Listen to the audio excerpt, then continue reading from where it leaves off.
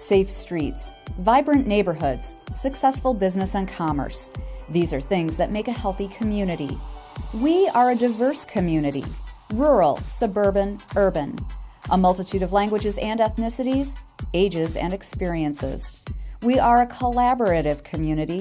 Public-private partnerships make us a model community that others want to follow. It is what makes us unique. It is what makes us strong. The employees of Kent County reflect our diversity and seek to serve our communities.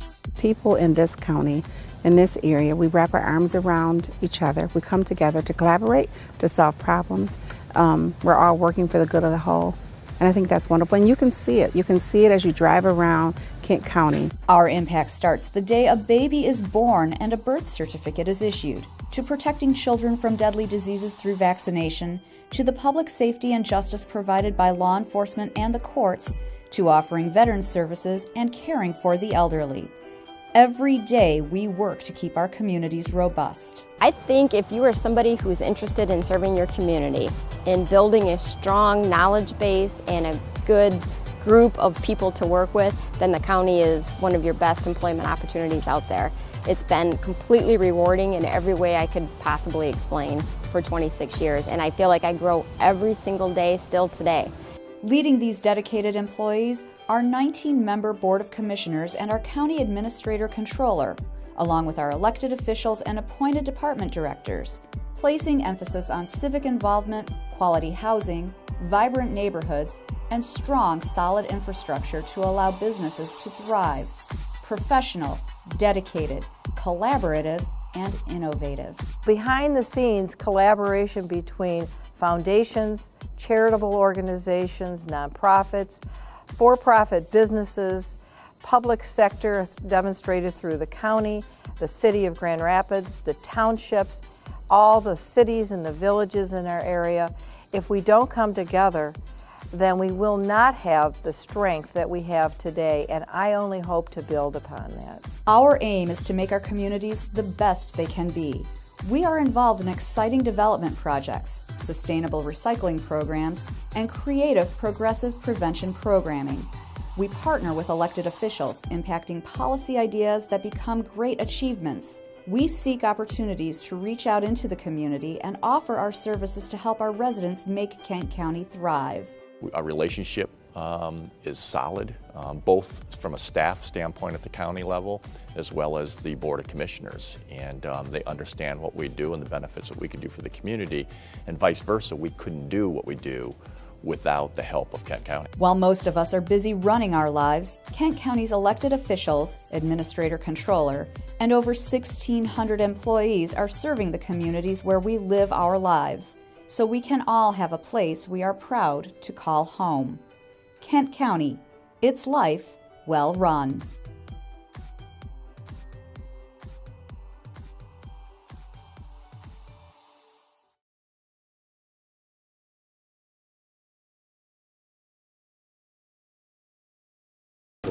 Good morning, everybody, and welcome to the Kent County Board of Commissioners meeting. Today's date is Thursday, May 11th, 2017, and we'll begin today with roll call.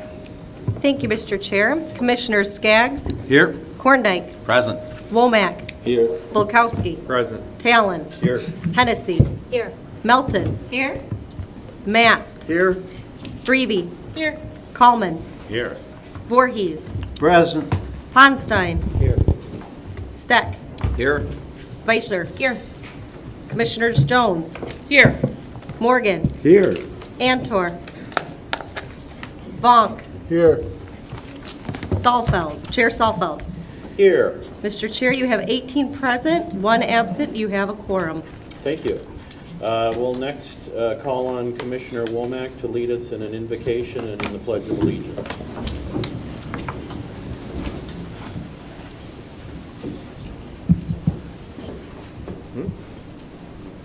Good morning. I would like to start with taking a moment of silence for two Kent County people who have worked with us. One is Fritz Warfield, who has served us for over 30 years, and also for Russell Stonehouse, a Kent County deputy that served for 25 years, that have passed, and we just want to take a moment of silence in their memory.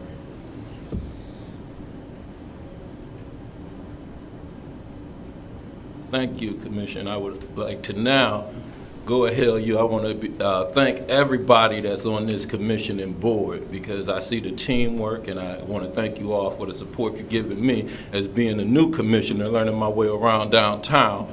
And for prayer today, I like to bring in my spiritual counselor, my moral compass. You know, I will do some good things. I'll make some mistakes along the way, but the good I do is because of my strong belief in God and the person who helps me along. As I said, my moral compass, my pastor, Senior Pastor of the Renaissance Church of God in Christ, Dennis McMurray, Pastor Dennis McMurray. Thank you so much. Let us pray. Father God, today we thank you for the gift of life that you have once again given to each one of us. We thank you for the opportunities and the resources that you have entrusted into our care, both individually and collectively. Today, for these county commissioners and the county leadership team, I pray that you would give them wisdom, insight, and discernment in their responsibilities of overseeing and managing the complex government affairs of Kent County. I ask your blessing upon their spouses and families for the great sacrifice they make daily that allow their loved ones to serve and provide leadership for the citizens of our great county. I pray that you allow these commissioners and county administrators to work in harmony, walk in unity as they develop fiscal policy and social strategy for continued operational and efficiency and quality of life. Lastly, continue to look with favor upon the counties and the communities of this great county, the state of Michigan, and our United States. I pray these blessings in Christ's name. Amen. Amen. I pledge allegiance to the flag of the United States of America and to the republic for which it stands, one nation, under God, indivisible, with liberty and justice for all.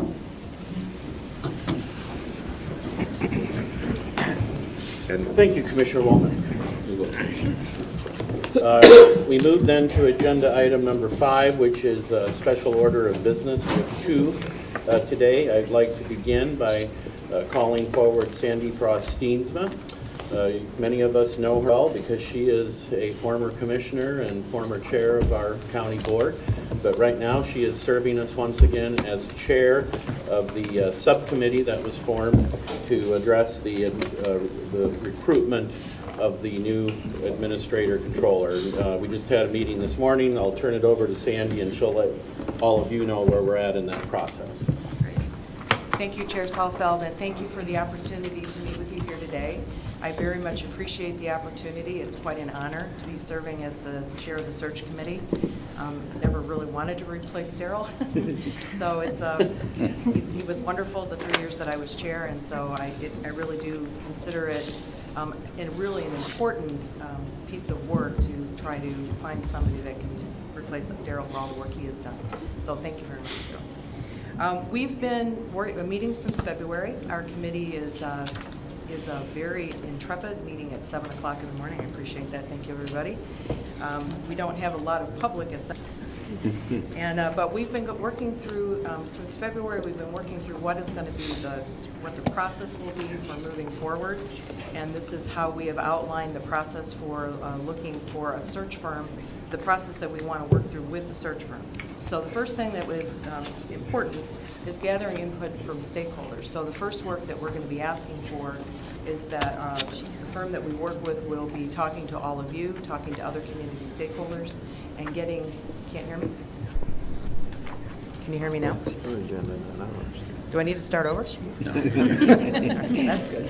All right, so what we've been doing is outlining the process. We have already determined that we want to work with an outside search firm that specializes in finding governmental executives. And so what we've been doing is outlining the process that we think is important for this role to be sure that we are fair and equitable in our process. The first is that we're going to be asking for gathering of input from stakeholders, which would include the county commissioner, county stakeholders. From that, we expect our organization to develop a job opportunity that would include working in Grand Rapids as part of the opportunity. Then we will identify candidates, and finally we'll interview candidates and make a final selection. The timing, as we are moving forward with this, we tentatively approved, we're going to be sending out the RFPs on Monday, but we've been gathering names of organizations. We've got a list of about 10 or 12 different organizations going to be sending the RFP. We're also going to be broadly posting that, so there will be a broad call for potential vendors. Then we'll be taking RFPs until June 5. We'll be interviewing the firms by the end of June, and then we'll have a firm determined by July 1. That's the current timing and the current benchmarks that we've set. From there, the timing will somewhat be determined by best practice. In other words, what we're expecting when we interview the potential firms, that they will outline a process to us that is best practice. I would expect the gathering of input to be something in the neighborhood of maybe 3 months. Then the developing of the job opportunity to be another month or 2, and then I am hopeful that we'll have our final candidate within 9 months from go, which would be July 1. So that's what we're looking at in terms of process. As I mentioned, I think it's incredibly important that it's a fair and equitable process, and that we are very fortunate, I think, that we have a wonderful interim in Wayman Britt, and so we're confident that the county will be well managed and well run while we are able to take our time and find the appropriate candidate moving forward. So I'd be happy, Mr. Chairman, to answer any questions if you like. I guess just one other thing I should add is that for I don't know about half of you, I think, which is amazing since I only stepped down in 2013. But as the process that we're forward with really is what I've come to know as best practice. In my work as a consultant, I've been a consultant for 19 years. I've worked with an awful lot of searches and a lot of search firms.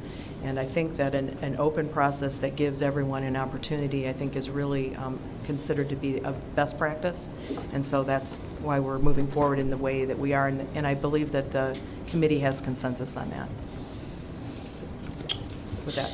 Thank you. And just as a reminder, our which is chaired by Sandy, also has 2 citizen members, Paul Doyle, Birgit Close, and then 4 commissioner appointments, myself, Vice Chair Bolter, and Commissioners Morgan and Hennessy. Thank you for that, and we'll open it up to any questions. Before that, I just want to comment and go back to this issue. The only question I've received from any commissioners to date is one about timing.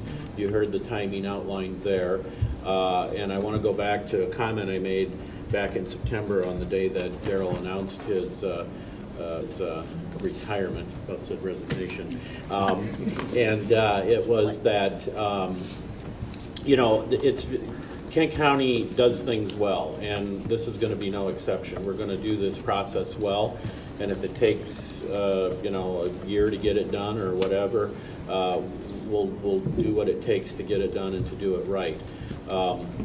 You heard the timing outlined there, and I think that that's a very fair assessment on what it will probably be. But I just want to comment, also feel an interim period, which we've already addressed in terms of leadership. I feel very comfortable about that.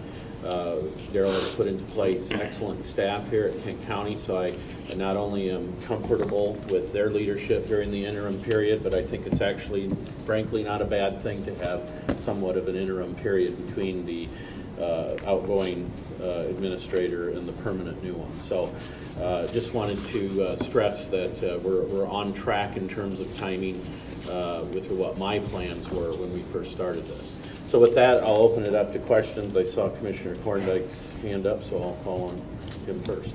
Thank you, Chair. First of all, Sandy, thank you very much. I have all the confidence in the world in your abilities, having worked with you for a number of years in different organizations. So thank you very much for stepping up to help us in this process. So my only question then is, what is the cost going to be for the firm? Do we have we outlined what we're going to spend with the firm? Or is that going to be part of the RFP? That'll be part of the RFP. So they're going to tell us what their cost is. So we don't have an understanding of a parameter of cost right now? No. Okay. Not yet. All right, thank you. On the issue of cost, though, it should be a budget-neutral item in the sense that we'll no longer be paying for Daryl's salary, and while we have increased Wayman's salary. What are we going to do with the rest of all that? Volunteering.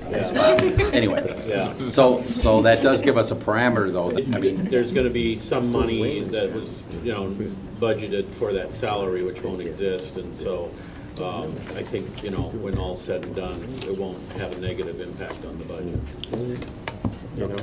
thank you. Yeah. Other questions? Go ahead, Commissioner Bukowski. All right, thank you.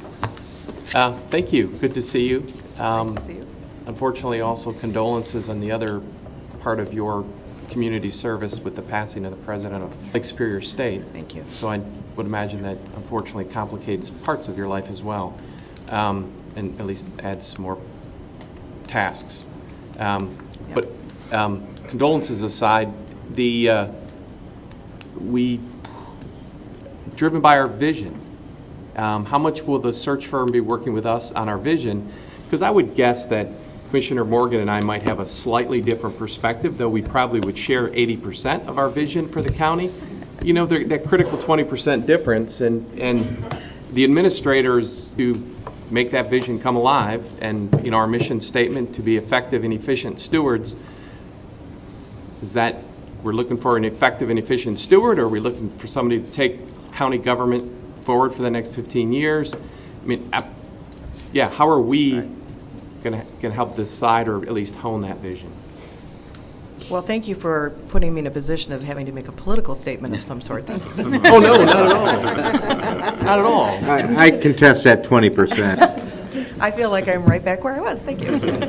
But hey, thank you also for the condolences. So some of you may know I'm a trustee on Lake Superior State University's board, and our president passed away suddenly over the weekend, and we're in the process of determining the way forward there as well. So I appreciate the condolences. It's been a very rough time for everyone at Lake Superior State University. On the issue of vision, I think stakeholder input portion of the work is really pretty critical.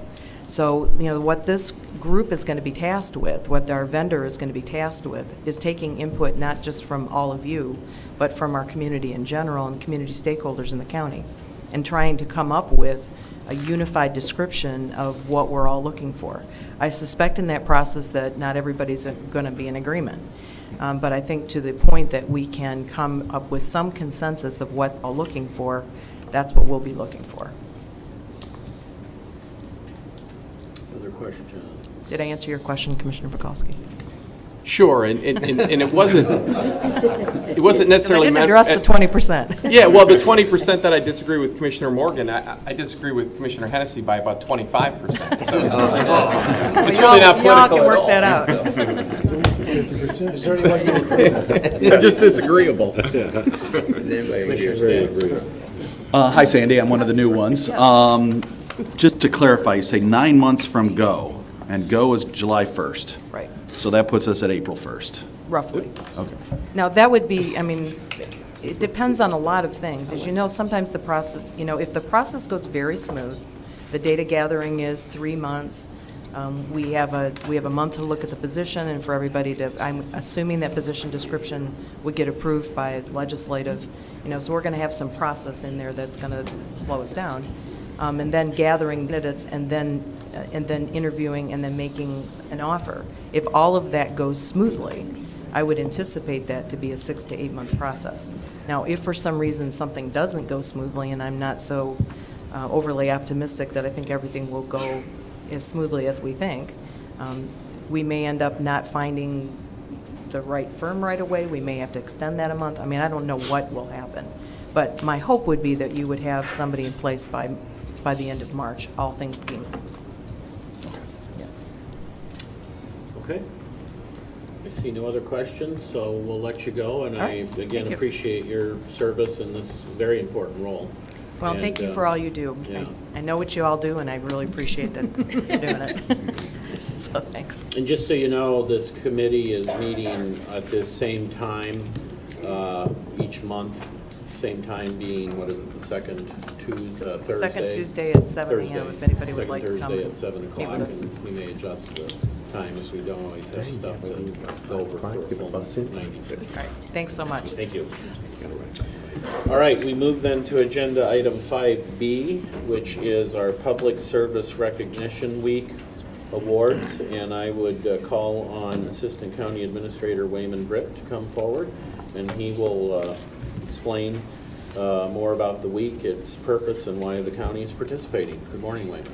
Good morning, Mr. Chairman. We are very delighted this morning to have the opportunity to participate with you to say thank you to our 1,600 employees that work hard every day delivering services for Kent County. We know that when people know that leadership cares about them and that they support them, they are more likely to take ownership of their actions and hold themselves accountable to achieve amazing results. This is the first year of Performance Excellence Recognition, and then, of course, this is the first year that we celebrate Public Service Recognition Week for the county.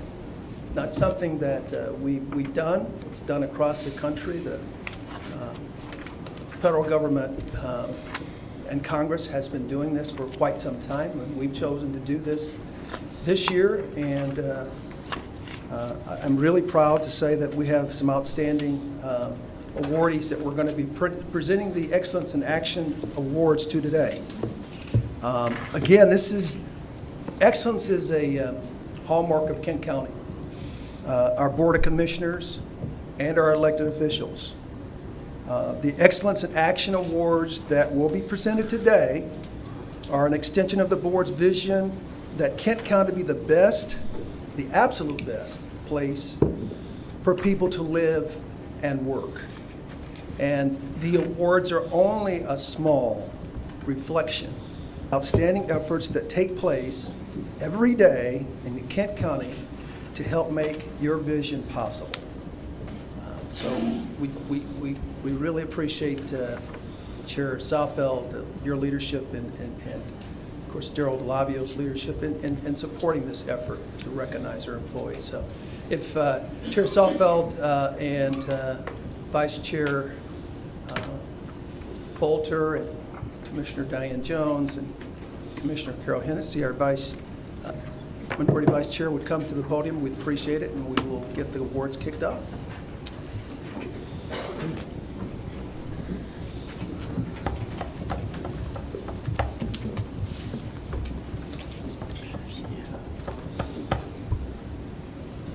First, we're going to have our Vice Chair take the lead on the first award.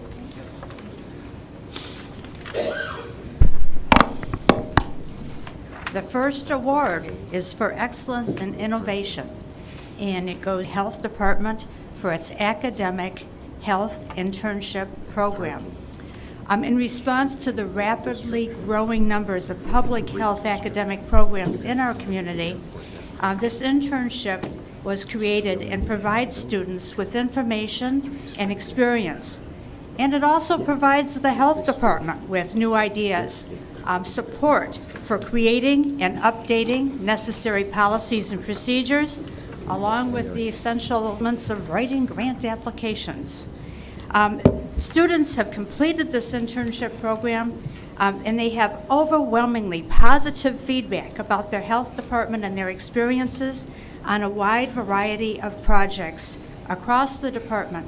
And this includes things like integrating local pharmacies into emergency preparedness, examining the health department county health ratings and proposing responses, and identifying Hep C surveillance improvements, along with addressing opioid overdoses. So this will be given to Adam London, the Health Department Director, on behalf of the entire Health Department. If you come forward. And we have many representatives.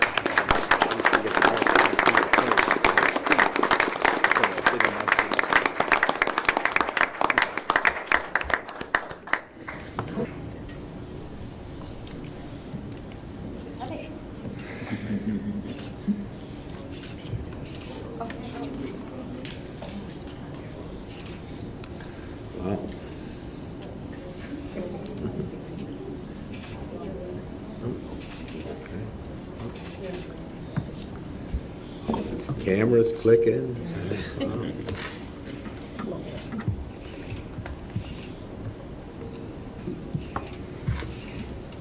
I just briefly want to say thank you to this board for your recognition of the department. It's very much appreciated. And thank you especially to all of the public servants at the Kent County Health Department, some of whom are here with me this morning who were involved in the development of this program, which has been really instrumental in helping the universities and helping us achieve our mission. And also, thank you to the students who've been involved in this program, one of which we have here with us this morning, Andrew Salisbury. Done a tremendous job for us on a number of, so it's really been powerful for us and for him. So thank you again.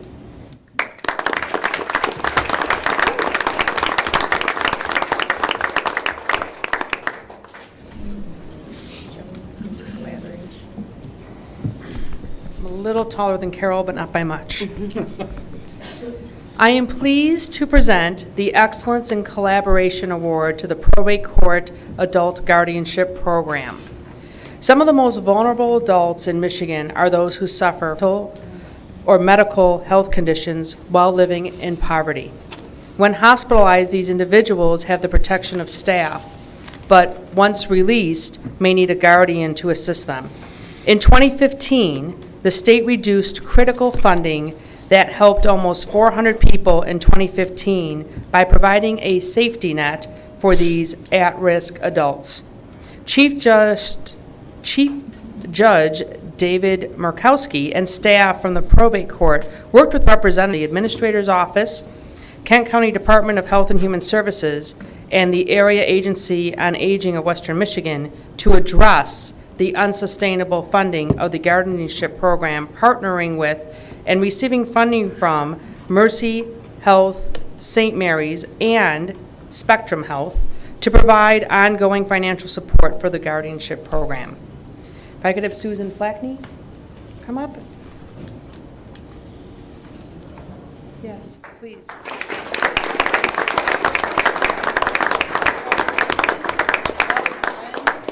Very important.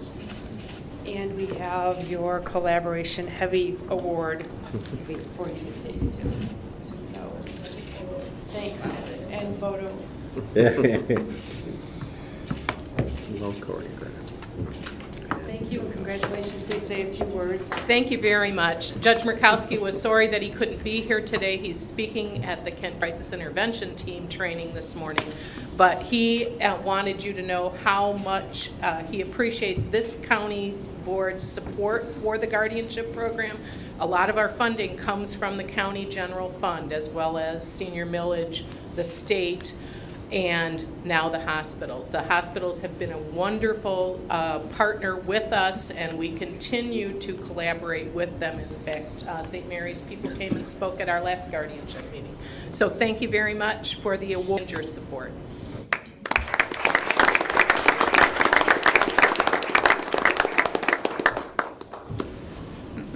Morning. Good morning. All right, I get to do the Community Impact Award. Excellence in Community Impact is going to the 63rd District Court Show Cause docket. The United States Supreme Court has held that incarcerating an individual for failure to pay without first determining whether the individual had the ability to pay is a violation of a person's constitutional rights. The Show Cause docket program ensures that only defendants who have the ability to pay are sentenced to jail for their failure to pay money to the court. As a result of the show cause docket, fewer defendants serve jail time, and the program has impacted 276 individuals, saving thousands of dollars in taxpayer funds at the correctional facility. Also, the 63rd District Court has found that the show cause process is a much more efficient means to determine a defendant's ability to pay court-ordered payments, allowing for more creative ways for indigent persons who appear in court to fulfill their financial obligations. We want to thank Judge Smolensky and the entire 63rd District Court for their leadership and efforts to establish the show cause docket. Is Kevin here?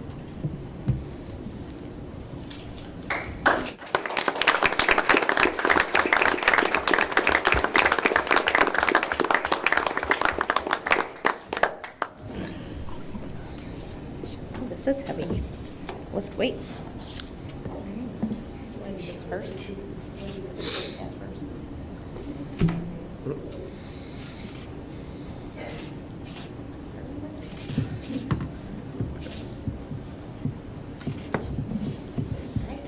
this award to. Thank you so much, guys.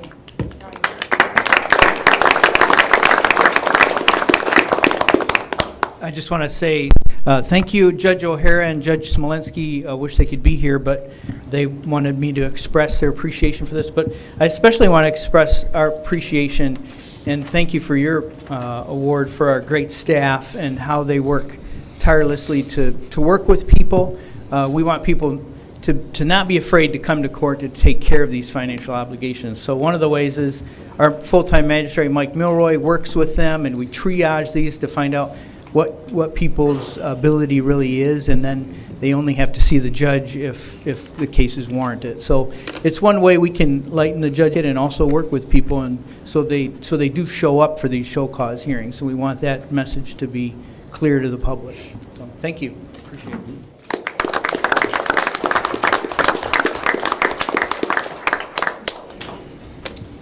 And the final award goes to, get an envelope here. The first Chairman's Award actually goes to Daryl DeLabio for fiscal leadership. Daryl, come on down. Daryl's made responsibility a priority during his 4 decades of public service, including nearly 20 years as our administrator and controller. Kent County has historically been viewed as fiscally sound, with its fiscal service department winning numerous awards from top organizations such as the Government Finance Officers Association Award. The county has also attained, as we all know, the highest possible credit ratings from both S&P and Moody's for 18 years in a row, allowing Kent County and other local units of government to borrow money at lower interest cost, which thereby reduce the costs for our taxpayers. And Daryl has also nurtured and made this, I think, a hallmark of his term here, a spirit of collaboration and relationship building among the county, the townships, and the cities, as well as leaders from across the state. He served in leadership roles such as the Convention and Arena Authority, the Municipal Executives, the Michigan Association of County Administrative Officers, and the International City-County Management Association. I really appreciate Daryl's 2 decades of proven fiscal leadership as the County Administrator Controller, and I'm pleased to present the first Chairman's Award to Daryl DeLabio.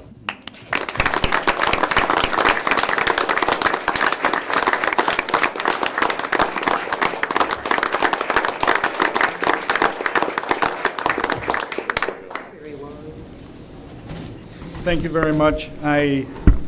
When I was told about this, I said, look, I've got several other candidates that I would suggest, one of them being the Operating Budget Review Team, which has consistently been there for me and for you in reviewing the budget. So it's, I'm up here, but it's people like Steve Duarte and Marvin Van Nortwick, Mary Swanson, Wayman Britt, Amy Rolston, Craig Paul.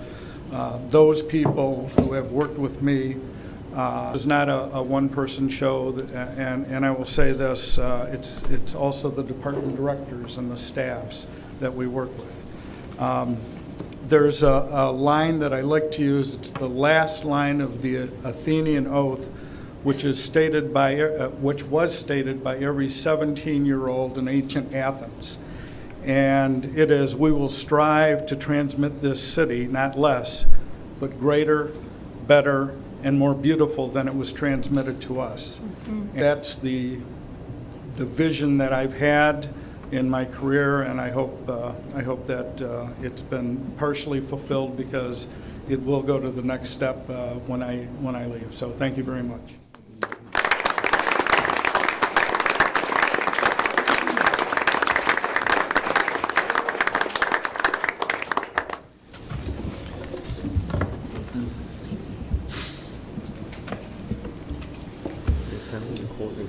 Thank you again to all of the award recipients, and a special thank you to Wayman Britt for organizing today's award presentation.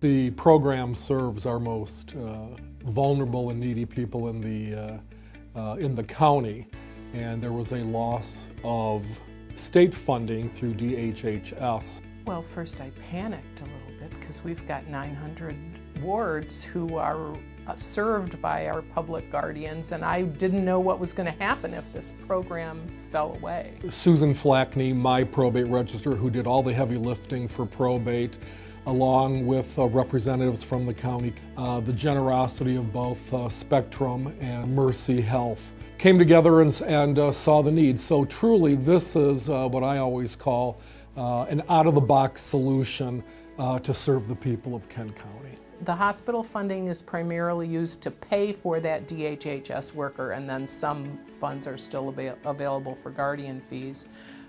We also get tremendous funding from the senior millage. So all of these partners together have stepped up and helped to save and, I hope, expand this program. I'm delighted that everyone's been recognized, not for the individual, but for just the great representation or snapshot of people coming together, institutions coming together, and finding and forming a solution.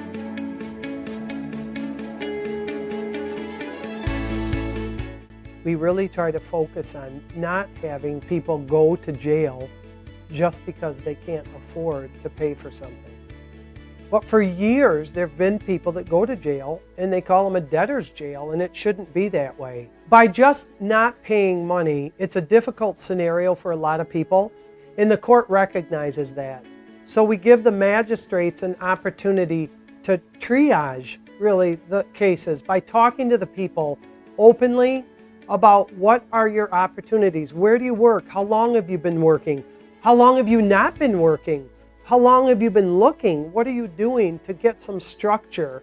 Because there are a lot of people that have financial difficulties, and the last thing we want to do is say go to jail.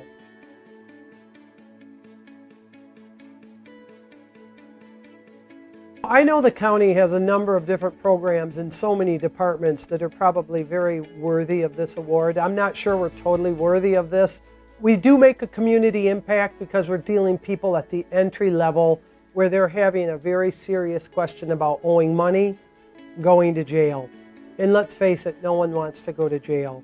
So the community impact is to put more effort forward in trying to resolve how can we hold people accountable but not have to have the end result where they're locked up.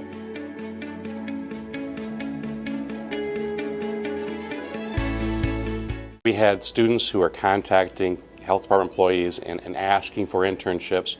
Their experience with us was very inconsistent.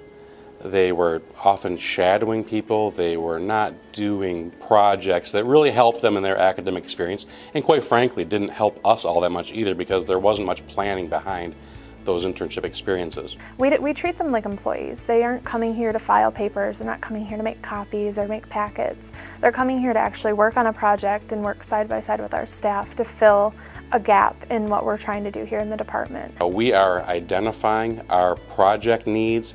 So these students apply for projects that we have identified, and then they are matched with a preceptor here at the department who acts as their mentor and their coach and works with them to make sure that they're getting what they need academically, and we're also getting high quality project work completed.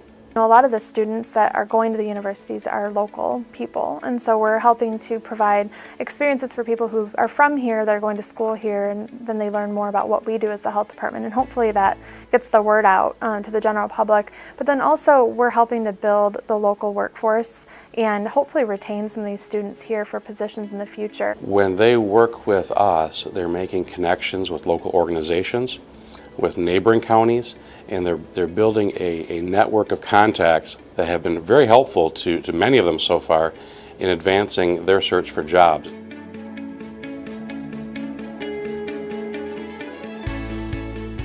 There are a lot of needs that exist and we can't meet all of them, but we try to balance the competing demands that we receive with the resources that we have. We are hired to do a job, and that is to not only provide leadership but also to provide or ensure that we are meeting the needs of the people and balancing all of those needs in an appropriate way.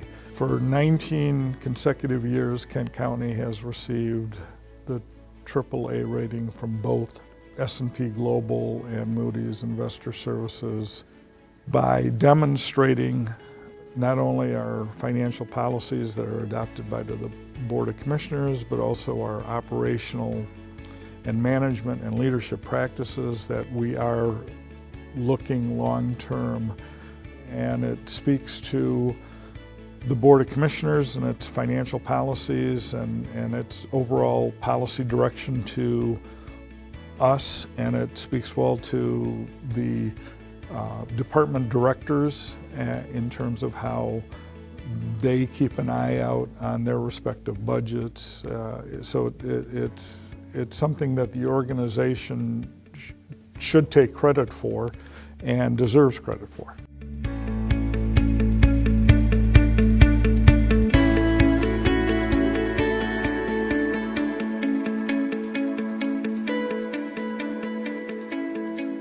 Thank you for putting that together, Wayman, and again, congratulations to all those who are winners of these awards. Well deserved, and we always like to do things the best possible way here in Kent County. Okay, we will move then to our next item in the agenda, which is item 6, and that's public comment. And I would ask if anybody has a comment to come forward now. You have 3 minutes to address the board. Not seeing anybody, so we will move to agenda item 7. We do have one resolution today, and for that I will call on Commissioner Womack.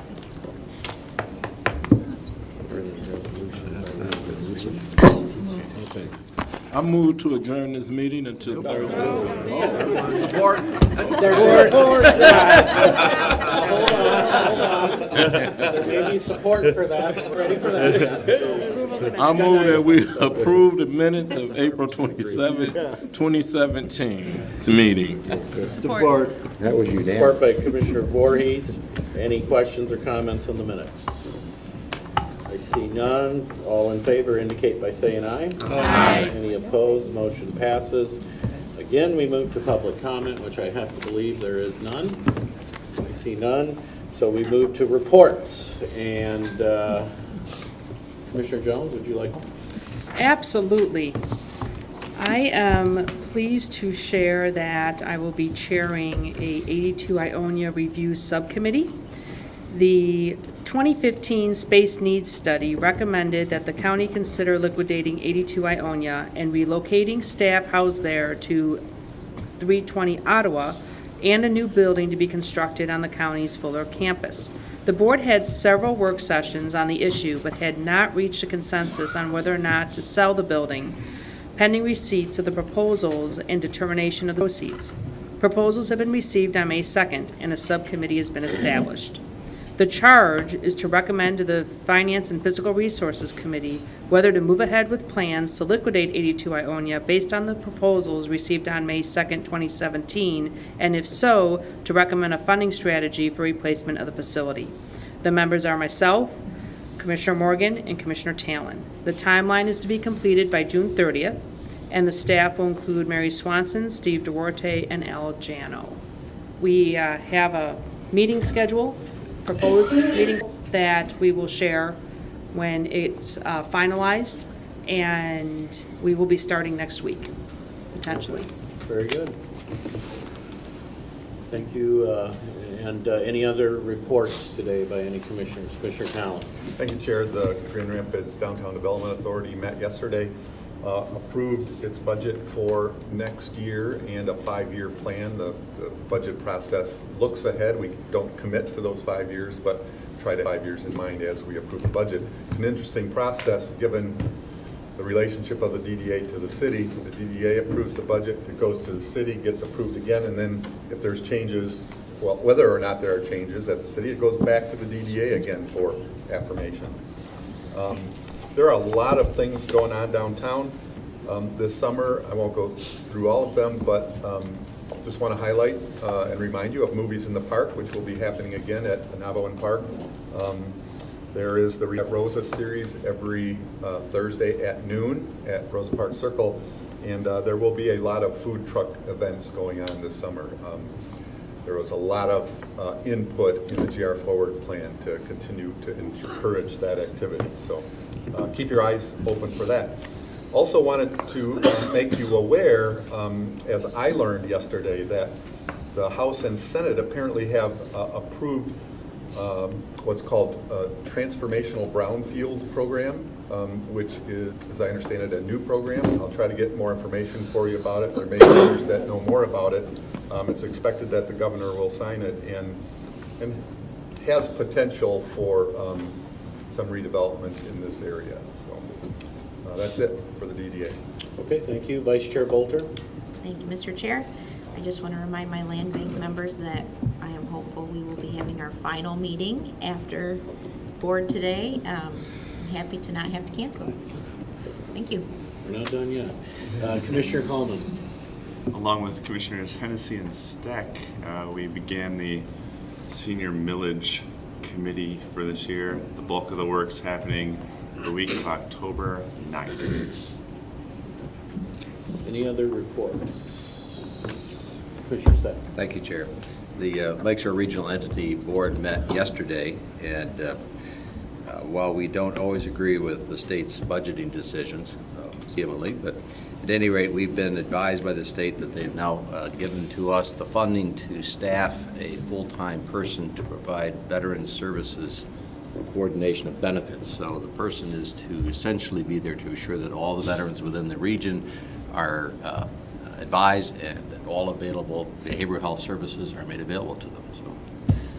So it's a nice surprise. We were not aware that was coming down the road. Very good.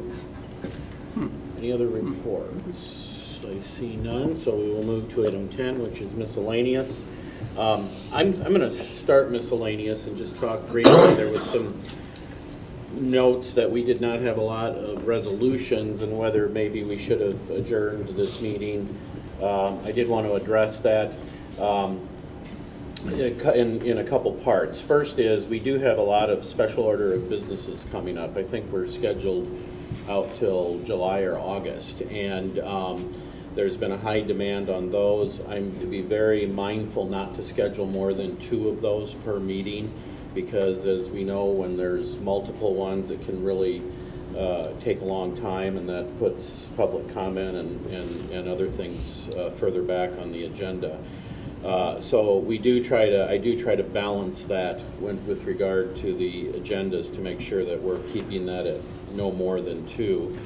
And I also want to be sensitive to people's schedules. I know that some, if we cancel a meeting, for example, I'm fearful that the next meeting is going to be a super long meeting, and that starts causing problems for some commissioners. But I also wanted to address something else that came up in connection with that, about maybe moving things to in advance of committee meetings, like say a work session or what have you.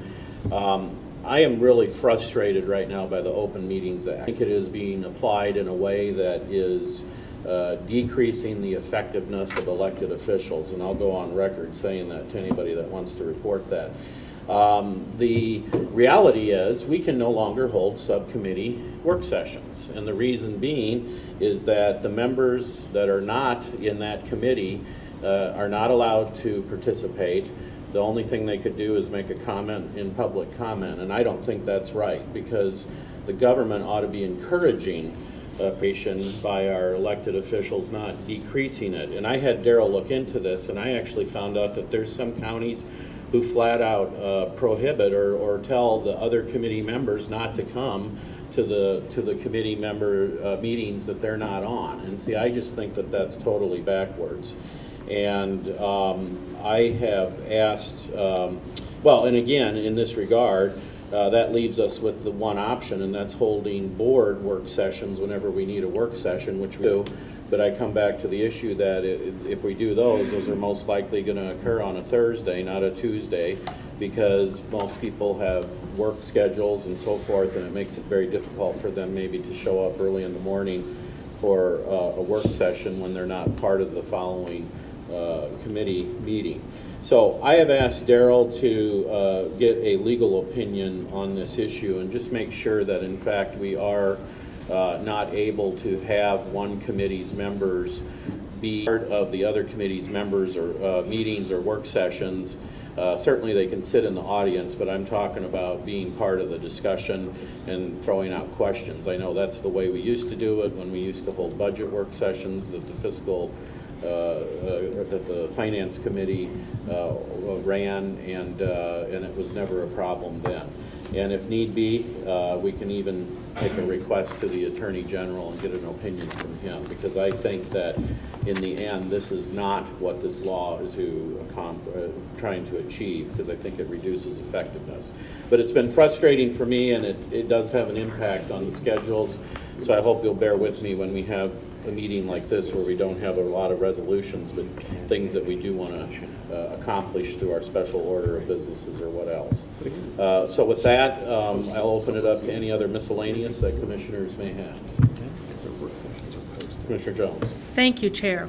Putting back on the hat for the chair of the sub I will have, I'd really like to encourage every single one of my fellow commissioners, if you have not in the past few months taken the opportunity to tour 82 Ionia, in my opinion, I strongly encourage that, because I believe in order to work from a basis of full information before making that decision, if you haven't seen the building recently and gone through a tour with Al Jano, then you don't have all the information to make an informed decision. So if you could, please look at your schedules, coordinate with Pam, and order yourself a tour of that building, because I would like to know prior to the commissioners making their decision that you have taken the time to tour that, to see it inside and out, because I believe that information is critical to being able to make an informed decision on this property. Thank you. Thank you. Commissioner Reedy. Yeah, thank you, Chair. I just wanted to, I have two things here. First, next week, Wednesday at 1 o'clock, we have our lead task force meeting here in this room. We'd welcome any public to join and welcome public comment as well. The second item is yesterday, Switch had their grand opening. They've been working for a few months now, but they welcomed legislators, and our governor was there and lieutenant governor. It was great to see that in the 10th district, and I really appreciate all the work that went into welcoming them, and it's going to be a great thing. Okay, anybody else? Commissioner Talon. Thank you, Chair. In the discussion this morning about the administrative process, you invited questions but not comment, and I'd just like to offer a comment if I could, and that is to recognize that we really are going to be short one staff person in administration, and I want to recognize that. I know we have great staff. I also recognize that we've been tightening our belts for quite some time, and people work very hard, and to spend 6 to 9 months without that extra person. So I say that because while I do appreciate being very deliberate and thorough in the search, also want to be careful about taking as much time as it takes and recognizing how that affects staff and staff morale and the overload that I think that will be there. So thank you. Thank you, Commissioner Talon. We did consider that as part of organizing this, and Mayor will address that point. Having done it 20 years ago, I fully understand and appreciate what you're saying. And I have suggested, and I can only suggest to Wayman, that he consider bringing in a person to fill the gap, maybe not necessarily at an assistant administrator level, but at a level that could provide some relief for some of the ministerial duties that have to take place. So, especially not knowing how long the interim might be. So, we have thought about it, we have discussed it. And even if we do that, back to Commissioner Korndike's earlier question from today, I still think we're going to be fine with our budget in terms of the cost that we will have on the firm that we hire. Commissioner Melton. Thank you, Chair. A couple things. The recognition this morning to the department, truly kudos for including students.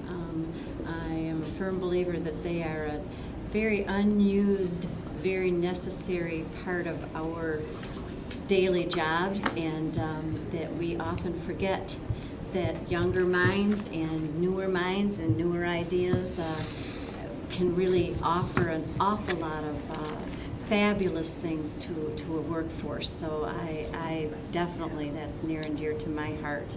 And to the adult guardian program, having been a nurse in my many younger years, a long time ago, the number of times that we had to discharge somebody knowing that they were going home to nowhere was such a source of sadness, concern, and frustration. And so for you to come up with something that puts somebody in their life that will watch that, it really warmed my heart. It great smile, and I appreciate that. And then the last Friday, I attended a Veterans Thanksgiving celebration luncheon, having no idea what it was. My husband brought it home, and if you all, it was the second time they did it. Next year they will do it again.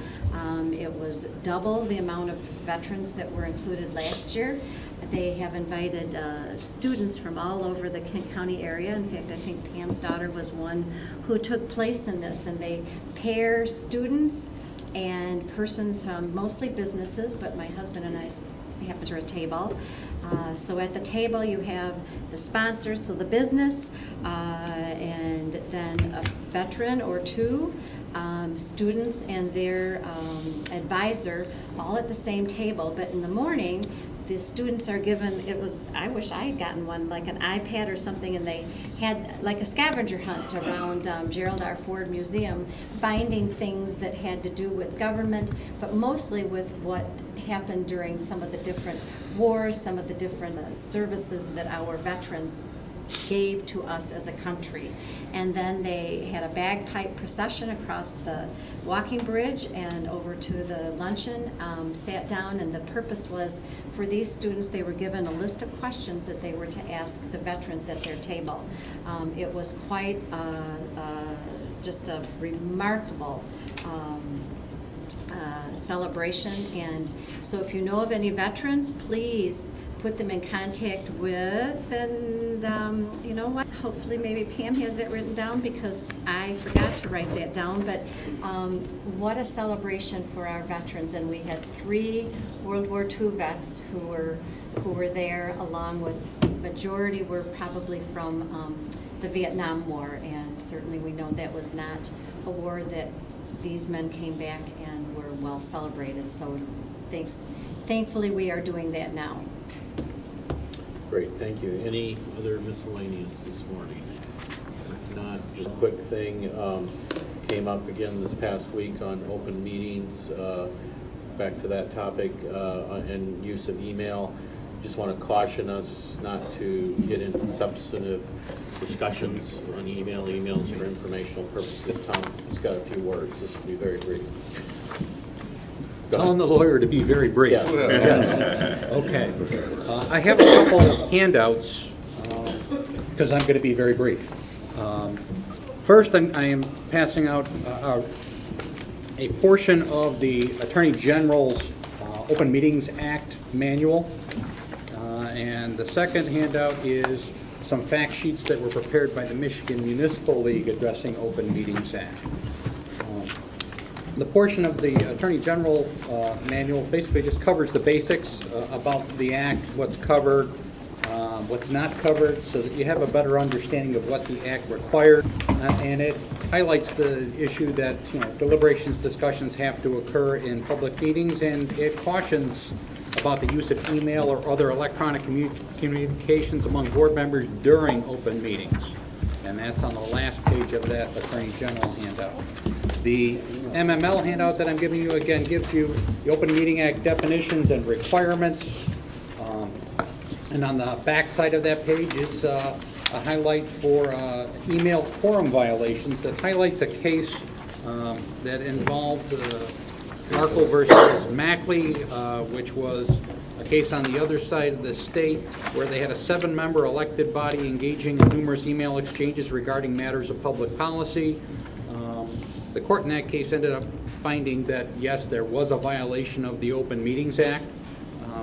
They also acknowledged that not every email that goes out to a public body or a quorum of a public body violates the Open Meetings Act, but when you start having those discussions or deliberations toward a public policy decision, you're holding a meeting that's not being held in accordance with the act. So again, just a few cautions. Thank you, Tom, and I just wanted to send that out just because I don't know exactly what the line is between what's truly substantive and what's purely informational, but I don't want to test it, and so I would just highly encourage us not to get into any substantive discussions when we get emails of it or what have you. So with that, we are now ready for Commissioner Womack, agenda item number 11. I move to adjourn until Thursday, May 20th. That's support. All in favor, indicate Aye. by saying aye. We are adjourned.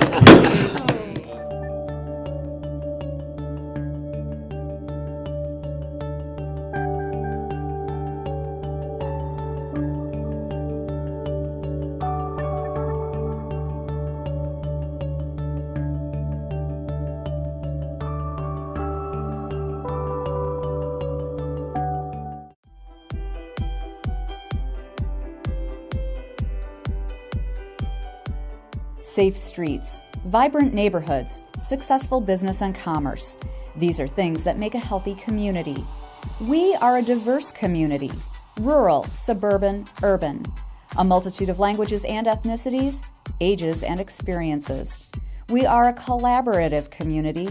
Public-private partnerships make us a model community that others want to follow. It is what makes us unique. It is what makes us strong. The employees of Kent County reflect our diversity and seek to serve our communities. People in this county, in this area, we wrap our arms around each other. We come together to collaborate, to solve problems. We're all working for the good of the whole.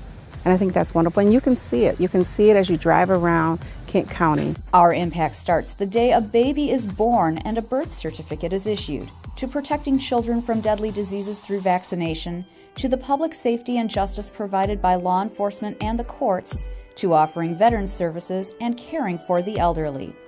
Every day we work to keep our communities robust. I think if you are somebody who's interested in serving your community, in building a strong knowledge base and a good group of people to work with, then the county is one of your best employment opportunities out there.